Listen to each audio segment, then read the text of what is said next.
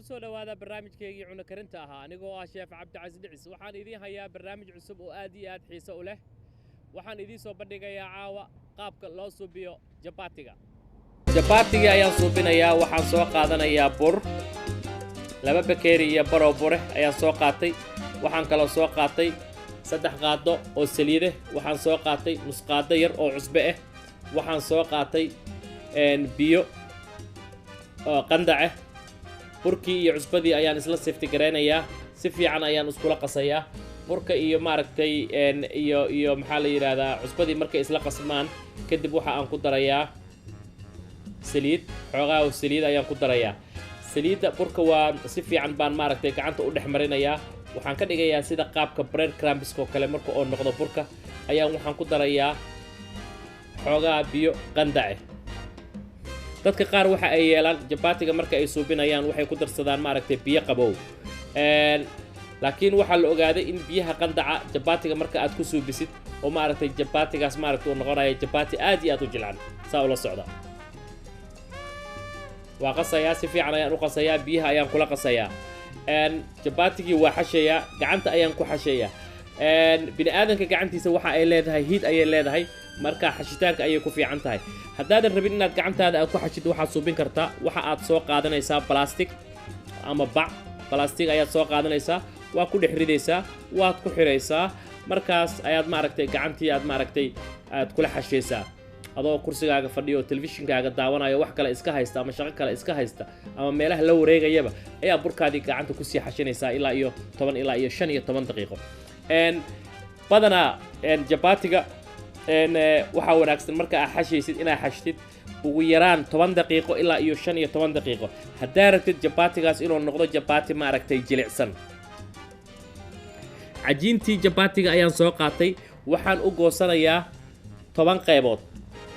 ama 11 12 hadba intoo ii noqdo oo isla eg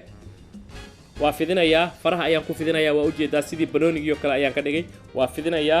then bur aan maaragtay aan marsaday maaragtay meesha aan ku suubinayo jabaatiga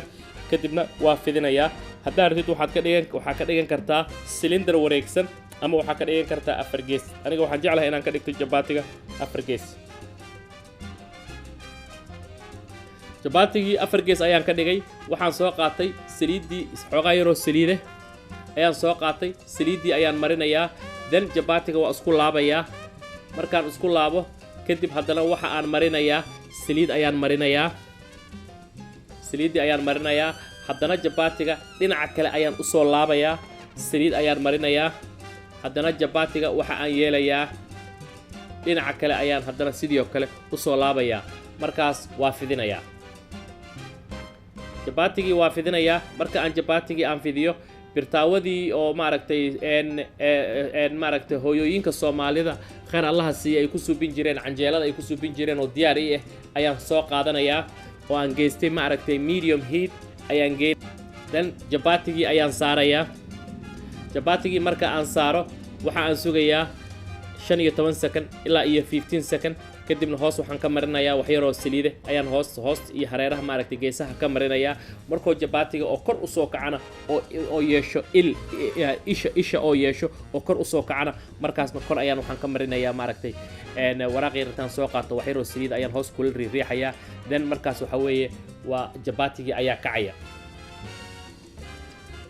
jabaatigii woo kacay waa u jeedaan hoos hawo ayaa ka soo gashay wuxuu noqday 2 qaybood ayuu u kala qaybsamayaa markaas geesaha maaragtay saliid ayaan ka marinayaa hoosna markuu si fiican uga bislaado ayaan dhinaca kale u gedinayaa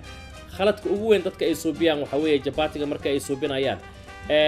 jabaatiga dhinaca isagoon bislaaninay dhinacii kale ay u gedinayaan marka jabaatiga qaab ma lahaanayo mana jileecna badanaa ma noqonayo taas ula socda waxa weeye jabaatiga waa in hawada kuleelka hawo ay gelisaa oo kala qaybsamaa waa u jeedaan sida maaragtay hadda qaabkaas oo noqonayo kale dan jabaatigaas waxaa lama huraane 4 beri ilaa iyo 5 beri adigoon microwave iyo oven iyo meel aadan gelin jabaatigan maaragtay inuu noqonayo jileec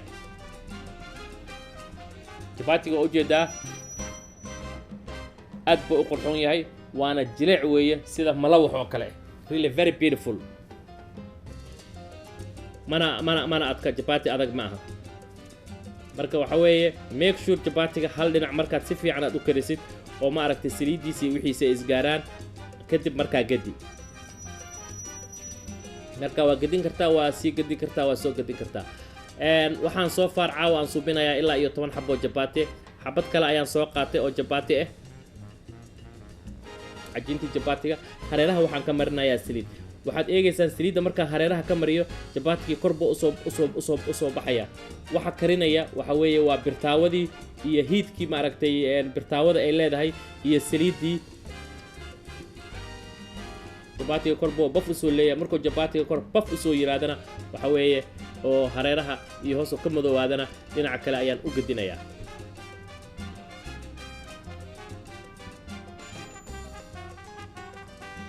xabad kale ayaan soo qaatay oo jabaati ah sidoo kale hareeraha ayaan ka mariyay saliidii kor bay hadda u kacday waa u jeedaan aad buu u jilicsan yahay jabaatiga aad buuna u qurxoon yahay waa u jeedaan markhaati indhaha uma baahnaa la yidhi indhihiina ayaa idiin markhaati ah marka jabaatiga waxaa weeye aad iyo aad buu u fiican yahay wuuna macaan yahay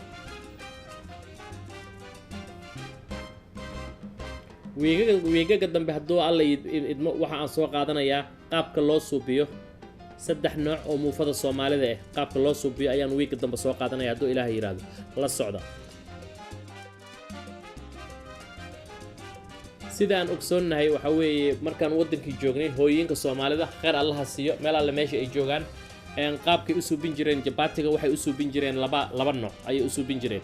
nooc waxa weeye saliid lama marin jirin jabaatiga sidiisii ah oo la soo qaaday oo xashitaanka laga badiyay oo meesha biyaha kula lagaga daro biyo qandac ayay ku dari jireen then marka waxay suubin jireen maxaa la yiraahdaa way si fiican bay intay u xashaan ayay jabaatiga waxay dhigayaan maxaa la yiraahdaa ii sheeg cajiintiisi nus saac ilaa iyo ma aragtay ilaa iyo 40 minutes ama sometimes ilaa iyo hal saac ayay dhigayaan then kadib jabaatigaas wuxuu noqonayaa jabaati aad iyo aad very light u ah qaabkan kale hadda jabaatiga bariyahan loo suubiyana oo Soomaalida badan ay u suubiyaan waxa weeye waa biyo kulul iyo maxaa la yiraahdaa saliid iyo wax yar oo cusbe ah marka iyo xashitaankii wax kale haba yaraatee baking powder iyo yeast iyo in la qamiiriyo iyo waxa haba yaraatee uma baahni jabaatigii flourka caadiga ahaa weeye qaab kale ayaa jira jabaatiga loo suubiyo badana hindida ee dadka Asianka jabaatigooda nooca kale u suubiyaan jabaatiga waxa badana ay ka suubiyaan wheat flourkii caadiga ahaa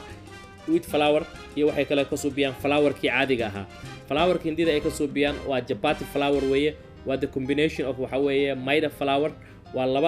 laba nooc oo ma aragtay oo bur ah oo la isku daray weeye jabaatigii waa u jeedaan sida uu ku soo baxay is really very beautiful waxa ku cuni kartaa waxa la waxa rabtid ayaa ku cuni kartaa bisbaas baad ku cuni kartaa timir baad ku cuni kartaa yaanya ku cuni kartaa wax al khudrad baad ku cuni kartaa hilib baad ku cuni kartaa waxa la waxa rabtid ku cuni kartaa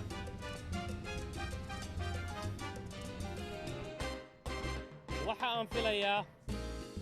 inaad ku bagateen qaabkan caaw u soo bandhigay jabaatiga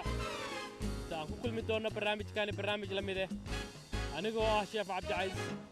waxaan idin leeyahay amaana Allah amaana rasuul wiiga dambe waxaan soo qaadan doonaa hadduu alla idmo barnaamijyo kale oo aad iyo aad xiiso u leh inta aan hadda idiin soo bandhigay cunno karinta